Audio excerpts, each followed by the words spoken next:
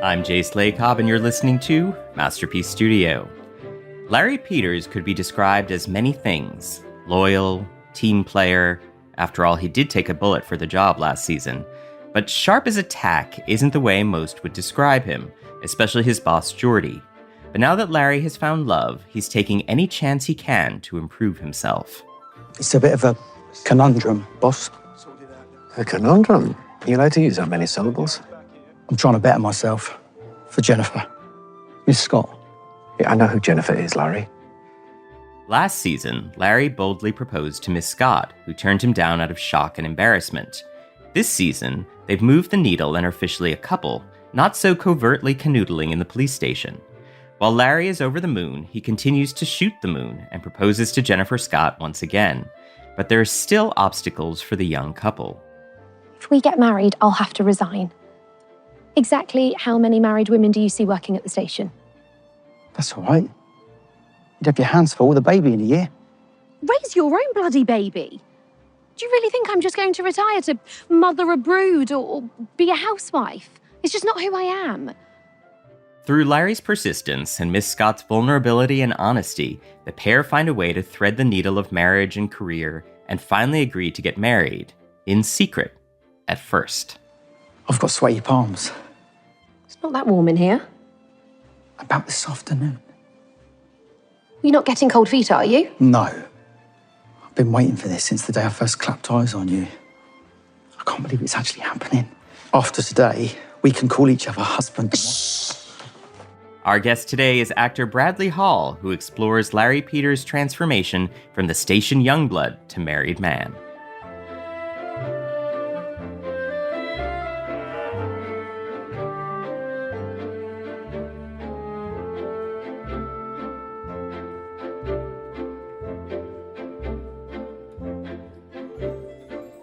And this week, we are joined by Grantchester star Bradley Hall. Welcome. Hello, Jace. How are you? I'm good. How are you doing? Yeah, very good, thanks. Very good. It's nice to finally be able to speak to you. I've heard a lot of the other actors and obviously Daisy as well. I've heard her podcast with you.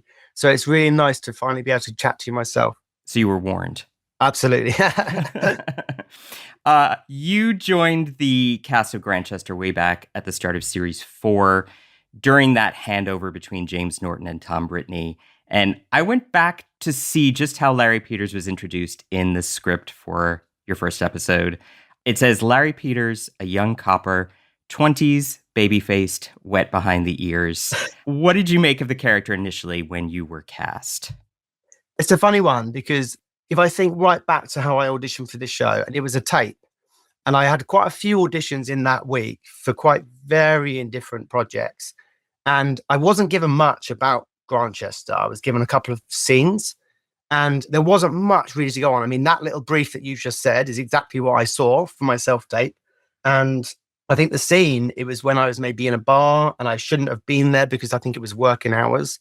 And it was like, oh, I'm working, boss, trust me or whatever. And obviously I was drinking at the time. So for me, I was kind of like, how am I even pitching this? Because how much of a detective is this guy if he's out drinking in the middle of the day? And I think because I was a bit unsure about what they wanted, it kind of really helped me do that tape because I think once they saw me go, I don't really know what I'm doing with this, they kind of went, do you know what? We think you might be Larry. And it was great for me because I thought, oh, that's really nice that I can use my sort of naivety and sort of unknown of what you want me to do here. And actually that can kind of get us started with this character. And when I got the call to come on board, it was for 2 episodes. So I kind of felt at that time like I wasn't quite sure where we were going to go with it. But it became quite apparent, as we went on and the show started, that there was obviously more life in it. He has gone on such a journey over the 7 series of the show. So it's been a real pleasure to sort of develop him with Daisy and Emma and sort of be trusted with that story.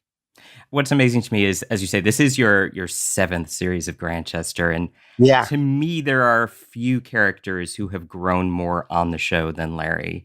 He started off as a bit narky, sometimes cruel, especially towards Leonard. And he has emerged as a fan favorite. And that's a quote, fan favorite.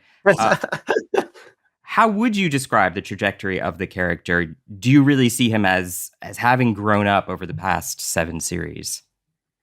The way that I see Larry is that he's kind of exists in the space before Miss Scott, and then sort of the during Miss Scott early stuff, and then the sort of post Miss Scott years, which is obviously once they sort of have that kiss. So he sort of exists in those three different worlds, and he has totally changed and matured. And I think a lot of that is down to how much has Miss Scott rubbed off on him. It's the sort of Miss Scott effect on Larry. So he sort of says things that he wouldn't have previously said. And I think he's genuinely a kinder and better version of himself. He's still definitely Larry, but he's just a better version of where he could have been, you know, the trajectory that I think he was on sort of at the end of 5 going into 6, that trajectory, and then how he's kind of managed to avoid going down that sort of not particularly nice lane, and he's kind of steered himself back. Yeah, I think that's a lot to do with the Miss Scott effect. I mean, he's using words like conundrum now. Absolutely. In his early appearances, Larry has an interesting relationship with Jordi Keating, who sort of reluctantly takes Larry under his wing as his bag man. There's a generational gap there. There's a bit of a chasm. These were the ones that were broken. A boot, maybe? A hammer? Imagine, though, a machine having a memory. Can you remember who did it? Don't think so. Not much good to us then, is it? What does Larry make of Jordi at the start of their working relationship? Yeah, so right at the very start, I kind of pitched it that because I had this vicar that was very present in the station. And for me, it was kind of like, how annoying would I find that, like, as a detective, if this guy's coming in and sort of doing my job for me with the boss that I want to be working with. So because I had a lot of that I could play with Will, Tom Brittany, who was brilliant, obviously, for 4 or 5 seasons of the show. And because I had that sort of to play with, it felt very much like I could constantly try and fight for his attention, almost like he's the dad and that I'm the sort of the youngest son, and there's a middle son, and he's like doing really well, and I've got to try and compete for his sort of attention.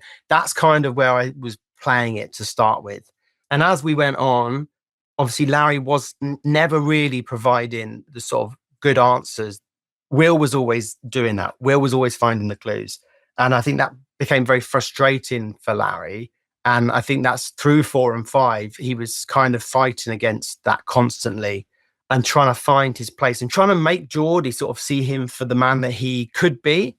And yeah, and then when we went into 7 and 8, we obviously introduced DCI Elliot Wallace, played by Michael Xavier, who was brilliant. And that changed the dynamic there because suddenly I didn't have to impress Geordie anymore. I had to impress the bigger boss. And that shifted it because I think in a way that kind of made Geordie go, well, hang on, like Larry works with me. Do you know what I mean? It was a nice angle there, which was very playful. And it was nice because I think what the payoff was is that by the end of 8 then was that there was a chance when DCI Elliot Wallace had attacked Leonard, there was a moment where I could sort of report that incident and kind of do the right thing. And I think by doing that, there was a moment where Geordie saw Larry and went, you've kind of come full circle. You've landed to where I wanted you to be. And there was an acceptance between the two from 8. So I think we exist in a world post the end of 8, in a different world to where we started in the early days. Larry was a loner and he was a loser. He was daft and like he was just not ever on the same playing field as Jordi. And I think now he exists in a world where he's kind of genuinely, like, he's not definitely on Jordi's level, but he's a lot closer to Jordi. And I think Jordi has that respect for him now. And it's a really nice relationship that's developed there sort of through the years. I mean, he took a bullet. We'll talk about that in a second. Absolutely. He's grown up.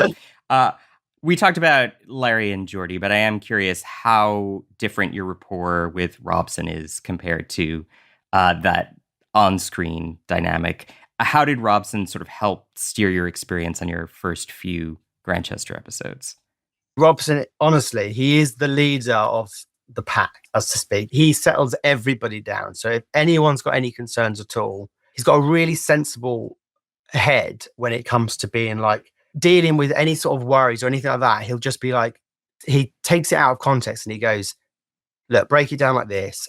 And he simplifies things. So he's really, really good. And I've witnessed it now for 7 whole years. I've been working with him and I've seen him sort of take the guest actors when they come in. And we do get a lot of graduates from drama school, and a lot of them it is their first job. And you can see like the fear that is in their face and it's in their being. And he's so good at going, we're just having fun here.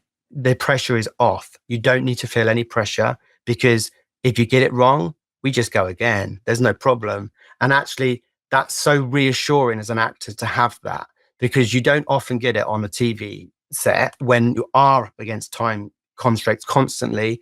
And it is fast paced and you don't always feel like you do have the chance to make a mistake. Whereas because Robson is so good at saying, guys, we all make mistakes. I make mistakes. And it's true. Like once you know that, once you're relaxed, it means that actually you can have fun. And as soon as you start having fun, you can do really good work. I can see what he does with the guest stars. And then days when, for example, he's not there and maybe I'm doing scenes with the guest stars, I have the chance to go, actually, I'm going to steal a little bit of Robson's wise words here, and I can reassure them. And it's really nice because it's not necessarily something that I would necessarily think about. And then just because I've been working with Robson, I can kind of go, actually, I'm going to do this and I'm going to help this person out. And you see it. The effect is instant. It just happens straight away. He's such a nice guy. He really is. He's the perfect mix of like a professional actor that's got all of his homework and it's all in his head and he's got all of his lines down and he knows exactly the scene numbers and he knows the details of the scenes. But he's also then capable of like playing a fart sound on his phone just to try and make everyone laugh. When you've got Robson who's, you know, telling you a joke literally just before they turn over or bursting into song when they shout cut, it relaxes the whole set. He's a great guy. He really is. I'm going to miss him a lot. When the show finishes, I'm going to miss Robson. He's great. Oh, I want to talk a little bit more about Larry and Jennifer Scott. They meet in series 6. There's this moment where we don't know where things are going to go for the two of them, but they enter into this rather beautiful and rather unlikely friendship with such sparkly banter between them. Book her into interview room 3. Come on, mate. Success? Open and shut. I'll be out of here before you have time to make me a cuppa. If you're going to be that quick, you can make your own. What did you make of their friendship in the first few series together? When Miss Scott was introduced, it was very much like she was this glamorous, obviously female in this heavily male-orientated station. So that was great for Larry. Larry had been rejected by Ellie in series 5, the journalist, played by Lauren Cass, who was brilliant. Loved Lauren, absolutely loved her. But so because he was rejected, he came fresh from that sort of rejection. He was then trying his chance elsewhere, being like, what other women are around me now? Where can I find the sort of female attention? And as soon as he tried to sort of flirt and play games with her, he was battered away constantly. And I think it was so fun to play because it was how many times can this guy try and sort of win this woman over before she finally just says, fine, okay. And it took a long time, you know, it took many, many seasons for her to finally sort of give in. But she really was great at sort of going, no, like this is work, it's work, constantly just work. But also I think it got to a point after, I think 7 was a sort of changing point there because there was stuff going on with DCI Elliot, Wallace. And I think that kind of energy took Larry away from Miss Scott a little bit because he was kind of being like, she doesn't really like me. Jordi doesn't really like me. Will doesn't like me, but this guy does like me. So his kind of energy and his persona kind of shifted a little bit there. And I think their friendship wasn't as strong. But when we came into A and Larry lost his mum, that was a moment there where I think Larry sort of twigged in his mind, oh, like actually she exists as a person. She's not just this female entity for me to sort of fancy in the corner of the office and do all the errands. Like actually she's her own person here. And that was really carefully played throughout the whole of series 8. And because they sort of developed that sort of friendship where she suddenly saw him for his vulnerabilities and he saw her too for hers. And I think that was so nice and so carefully pitched that it enabled them to sort of go from being people that just work together to going, I think that these two could exist as friends outside of the office. I think once this office closes, they could go for a drink together. And yeah, I mean, at the end of 8, she says, I hate to say it, but he's really rather attractive when he's not being a twerp. it's annoying for her to sort of like him. And I think that's really nice because it's funny in life, because sometimes the people that you start off not really liking sometimes end up becoming really good friends. And I think that is what's happened there with Larry and Miss Scott, because they weren't necessarily destined to have that sort of relationship. And it's a lot of fun. It's a lot of fun to play.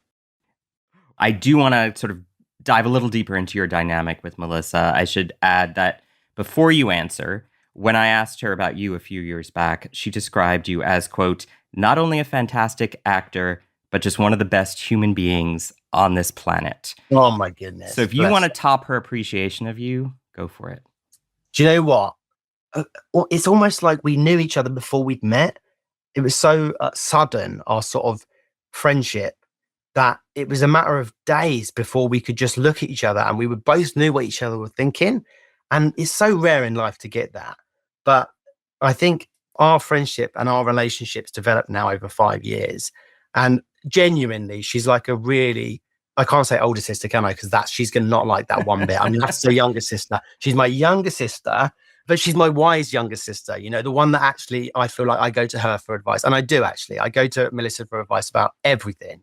I feel like we genuinely have brought a lot to the Larry and Miss Scott relationship and how that whole thing's panned out. I felt really trusted to do that. And I wouldn't have done, I don't think, if it was a different actress. I really think that, you know, it is very much like how comfortable I am with Melissa. I mean, she's such a good mate. She really is. I went to her wedding last year during when we were filming, actually. It's funny because we were actually working 2 days before her wedding. We were doing quite an important scene of series 10 together. And then it was like bizarre because 2 days later we were in the real world. And, you know, I was there with my wife and she was there obviously with her new husband. And we were just dancing on the dance floor at her wedding. And I just felt like, oh, I really like her. Do you know what I mean? Like, she's such a good mate. She really is. Like, I genuinely mean that. She is. And I know that she's going to be my mate for the rest of my life. I know that I'm going to be texting her when I'm 80 being like, oh, this happened. And she'll be like, oh, yeah, it happened for me too. I just know it. 100%. I love that. That is so sweet. Before this next question, a brief word from our sponsors.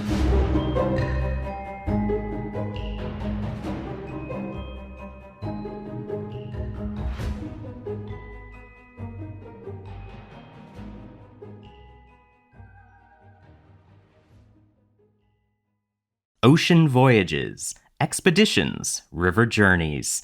Viking is dedicated to bringing travelers closer to the destination, offering a small ship experience and a shore excursion in every port. Learn more at Viking.com. I want to turn our attention to a dynamic of a different sort, which is that between Larry and Leonard. They've had their differences, including in Series 8, this very angry confrontation at the halfway house. Unless we're under arrest, you have no grounds to keep us here. Fine. Arrest them all. For what? Arrest them, interview them. No, don't worry. For what? Find out if they were at the Mirage last night. We played cards. We haven't done anything. Oh, you're bound to do something eventually. So you're admitting this is harassment? That it's unjust? That you're nothing but a common little thug? Shut your mouth, you pansy bastard, before I shut it for you. Larry. Now, tell me this isn't harassment. It's really shocking coming from Larry. Yeah. How did you read Larry's response and what's motivating this violence here? Is it grief over his mom's death? Yeah, definitely. I mean, I've always, from the start, when I've sort of seen these sudden sort of kind of aggressive words come from Larry, and it kind of jars a bit.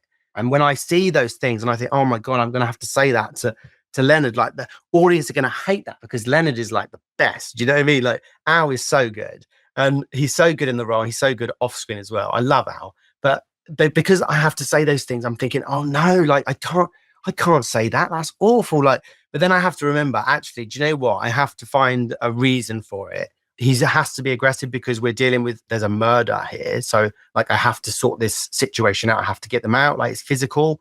And in 8, he was struggling because of the death of his mum. He was obviously feeling very lost from the end of 7. I suppose there was a lot of frustration there. And Larry was constantly struggling with trying to sort of find his own identity and his own, I suppose, competentness of being a detective, because he's failed so many times.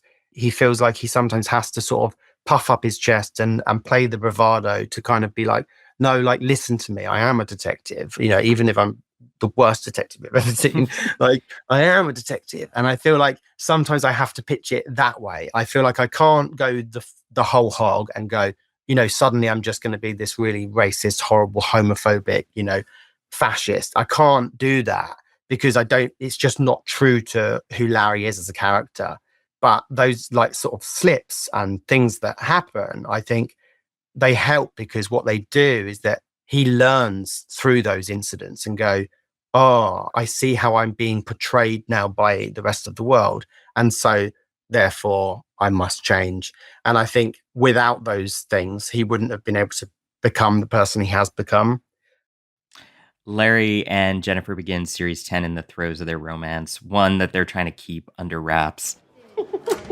Oh, sorry, we were just, The table has been a bit wobbly. Yes. Much better now, though. Thank you, detective. You stay where I can see you. Now, please, take a seat at our newly fixed table.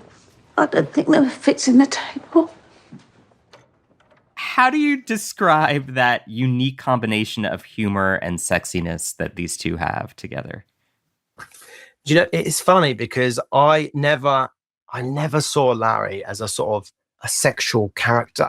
So the fact that they started 10 so sort of boldly for them both in the interview room, which is, I think it's where we ended 9, isn't it? We ended 9 in the interview room kissing, and I feel like we pick up 10, it's like a year later, and they're still kissing in the interview room. It's funny for me because like a whole year has kind of passed, or, you know, and they're still kissing. Once they've sort of opened that, that's it. They're onto a new sort of trajectory together. And it was fun because I felt like so much of what happens in the station is always quite serious, and it's always quite somber, and it's all quite high stakes.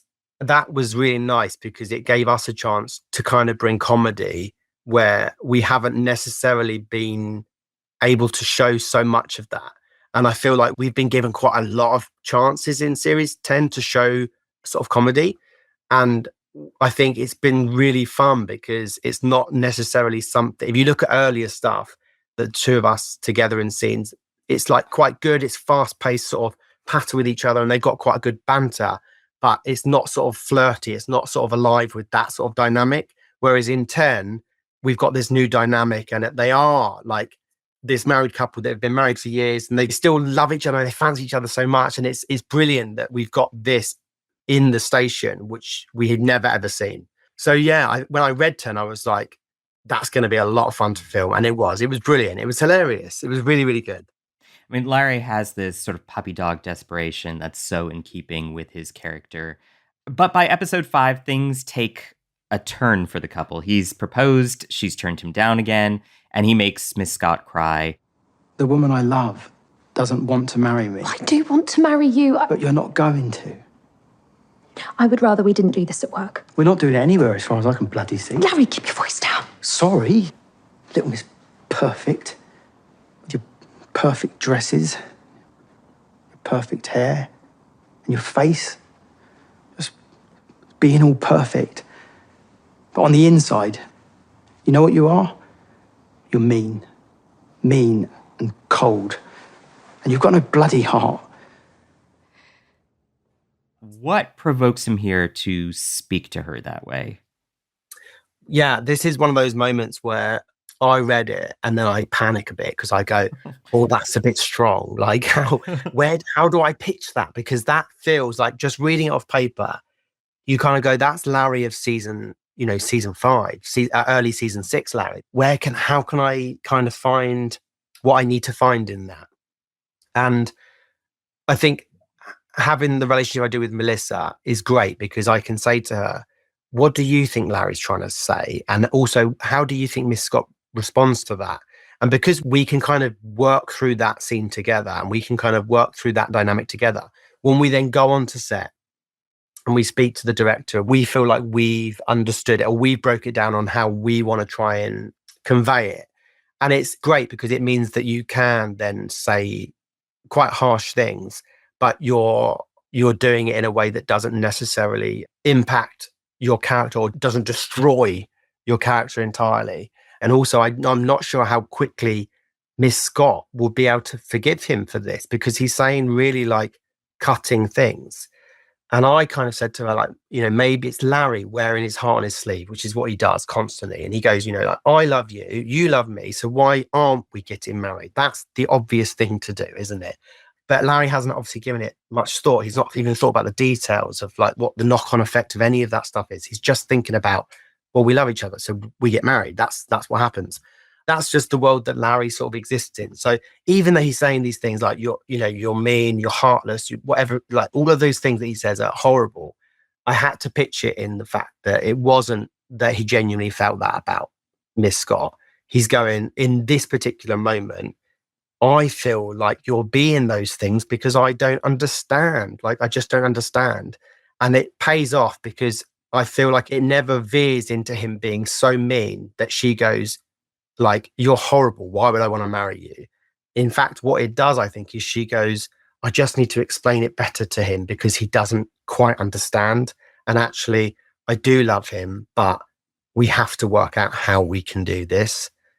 We never then just lose the relationship. It's never the end for them in that moment. It's just a sort of stepping stone that they kind of have to get onto to then get on to the next stepping stone. No, it like provokes both of them, I think, to be vulnerable, to make themselves vulnerable. And she sort of bears her soul to him. And then his final proposal is just so gentle. He gets down on one knee and says, Miss Scott, my sweet Jenny, the love of my life, please, will you just marry me? I thought you'd never ask. I assumed there would be sort of a long engagement for these two, but basically as soon as Larry has proposed, it seems like they've secured an appointment at the registry office. There's no reception. There are no wedding guests. There's no fuss. It's just sort of all Miss Scott practicality. Fortunately, Larry works with a very talented detective who has put 2 and 2 together, despite their efforts to conceal this. And Jordi shows up with Alfie, and they whisk our lovers to Grantchester Church, where they're surrounded by Kath and Sylvie and Jack, who help them pull off an actual church wedding. What does the kindness of these people mean to Larry and Jennifer on their wedding day? It was such a nice way of them writing that. And I'm so glad they did do it quite sudden, because when you feel like you're going through something by yourself and no one really knows about it, when you are then supported so suddenly by like various people kind of all together, it does really feel like you have got a sort of family there. And I think that was a moment for Larry and Miss Scott to kind of have a family, which neither of them have now, because I mean, she does have a family, but she doesn't speak to them. So it was just going to be those two. That was it. Their whole vision was very much like, we're going to do this thing and we're going to get married, and that's what they're doing. And it was exciting for him. But I think part of him also, he wanted to have a wedding where there was going to be people there and that he could make a speech and that they could have a dance and all of those things. I think he's so proud that he's managed to catch someone like Miss Scott, that he's kind of like, she's my wife. He wants to show her off because he's so proud that he's got someone like her. And I think in that moment when it is dreamlike, in the sequence that happens, that they're taken from the registry office, and the very, very little dialogue in the scenes that unfold after, you don't need the big sort of show around it, because what exists in that very small moment in that church with just, those 6 people that are there, it's so Grantchester. I'm so happy that I can get to play one of those moments of Grantchester, because in the series of Grantchester, in all of the series and all of the episodes, I feel like that will go down as one of the scenes where it's kind of sums up the energy and the tone of the piece and how the whole idea of Grantchester is, I think, it's this sort of community and love of like a family that isn't necessarily a family. And I think it sums it up so beautifully in that sort of scene. Yeah, it was brilliant. Really, really was. It does. I mean, I really think that it does have this beautiful message about community. And Larry and Jennifer think that they have to go it alone, that they have to turn their wedding into something like an errand, a dental appointment that they can fit in the afternoon. But they end up having this beautiful wedding surrounded by people who care about them. And I think you're right. This is that sense of love, of community is part and parcel of Grantchester. I think this is the heart of the show in one scene. Yeah. And it's your wedding scene. Yeah. I'm so honored that we got to film that. And also because me and Melissa, we really rarely get to go to Cambridge when we film because we're mainly in the police station, you know. So for us to be able to go to Cambridge and to go to the actual church and that whole, you feel like I'm actually like in that world of Grantchester now, because we're often kept in a different, I feel like the police station is kept in like a different world of Grantchester. Crime world. Yeah. And I feel like it's so nice that we could have that moment in that whole world, and that me and Melissa got to go to Cambridge. It was brilliant because we actually got, I think we filmed on the Wednesday and the Friday, which meant we got the Thursday off. And we just had a right laugh on the Thursday. I mean, we went to Fitzbilly's, which is actually the cafe, and we got the buns, the Chelsea buns, and we went for a pun. It was just brilliant. It was like we were doing all of those sort of things that I think Larry and Miss Scott would have done in that actual place. And it was just brilliant. I mean, we had a right laugh. It was gorgeous. It was a gorgeous day. It was just a gorgeous week of us being able to film that. I do have to ask, you got your start as a child actor with your first on-screen role as Spider-Boy, the younger version of Ralph Fiennes' character in David Cronenberg's 2002 psychological horror movie Spider. What was it like working with David Cronenberg on your very first gig at such a young age? It was never an intention of mine to sort of be an actor. That wasn't it. In fact, I did a lot of dancing. I was really into ballet, and I was kind of doing really well in that sort of line. And it kind of looked like maybe that's where I was going to be going. And then my sister, who was kind of more into the musical theatre stuff, the acting and the dancing and stuff, she had an agent for sort of commercial stuff and sort of shows and things like that. And they obviously saw this nationwide search that they did in the UK to find this sort of young Ralph Fiennes. And I just happened to be there at this place where my sister was having some headshots taken. And the agent said to me, "Do you act?" And I was kind of like on the spot, "Yeah, sure." Like, not really, but yeah, sure. Yeah, I act. And as you do. And then I find myself going up and sort of going into this room and doing this scene. And I just felt like, I don't know, I feel like I'm meant to be here. This feels very much like I'm actually going to go and do this job. And it was, I think my parents were a bit sort of surprised because it was so surprising. It wasn't a thing. And then 4 weeks later, they're going, "We're going to fly you to Canada now, and you're going to film for 6 weeks with David Cronenberg." That, for my parents, I think they were like, "What? Like, that doesn't make any sense." Like, it was kind of strange, but what an introduction to that whole world. And like, from that moment, I was like, this is what I'm going to do with my life, because this is it. This is so good. I was 10, and it's bizarre because my son is 10, and I see him and I just go, "Oh my God, like, that was me. Like, how has that happened? How has my life just gone like a blink?" Like, I feel like I was just there filming it. And it's bizarre, you know, it really is bizarre how sort of things in life sort of pan out and how things fall into place. And I think Grantchester has been one of those things that it's just sort of fallen into place. And it was never an intention to sort of, I don't think when they were writing Larry, I don't think they were thinking that this guy's going to be in it for, 7 series. I think they were, at that time, it was a couple of episodes and we were kind of seeing how it goes. But things in life just work out that way. And I feel like, yeah, Grantchester is one of those things. Love it. Bradley Hall, thank you so very much. Thank you. Thank you, Jace. It's been an absolute pleasure. Next time, the mysteries continue for Alfie and Jordi. This letter from your mum. It has writing on it. What letters normally do. Now, there's a word here. I don't feel the impression. You must have noticed. I thought it was your day off. Wait, Jordi, don't mark it. Well, will you look at that? In 2 weeks, actor Rishi Nair and executive producer and writer Daisy Coulomb join us once again to explore the culmination of storylines this season, unpack themes of belonging and parent-child relationships, and reflect on the emotional climax of this landmark season.